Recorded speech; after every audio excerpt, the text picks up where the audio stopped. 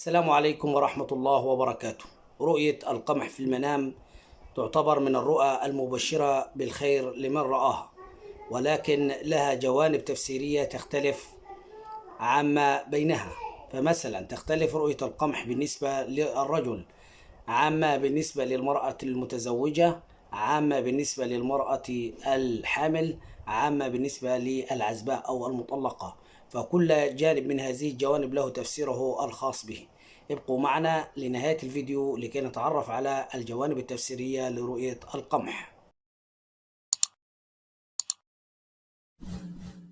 بالنسبة للرجل، إذا رأى الرجل القمح وكان لونه أصفر دل ذلك على سعادة ونجاح وقدرة على نيل الأماني والأحلام البعيدة، وذلك حسب ما وضحه عالم التفسير الكبير ابن سيرين.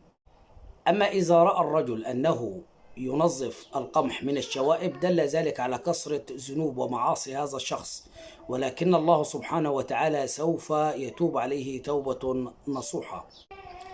أما بالنسبة للعزباء، رؤية القمح بالنسبة للعزباء إذا كان القمح نظيف وخالي من الشوائب فهذه بشرى لها باقتراب الزواج من شخص مثالي، ويكون هذا الشخص مصدرا لسعادتها. أما إذا رأت أن القمح غير نظيف في منامها فهذا يدل على حزن وكرب شديد ومعاصي عليها، وهذه الرؤية تكون عبارة عن إنذار لها بالرجوع إلى الله سبحانه وتعالى. أما المرأة المتزوجة لو رأت أنها تمتلك قمح دل ذلك على بشرى بنيل ذرية صالحة من الله عز وجل. أما رؤية القمح الأسود في المنام، لو رأت المتزوجة أنها معها قمح أسود دل ذلك على أن هذه المرأة لا تهمل زوجها وأولادها وبيتها، وهذه الرؤيا عبارة عن إنذار لها أن تهتم بزوجها وبيتها، إنذار من الله سبحانه وتعالى.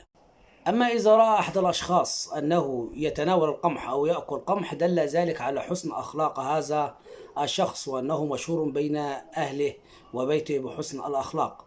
أما تخزين القمح في المنام وادخاره يدل على أن هذا الرجل سوف يمتلك ثروة كبيرة يدخرها في حياته.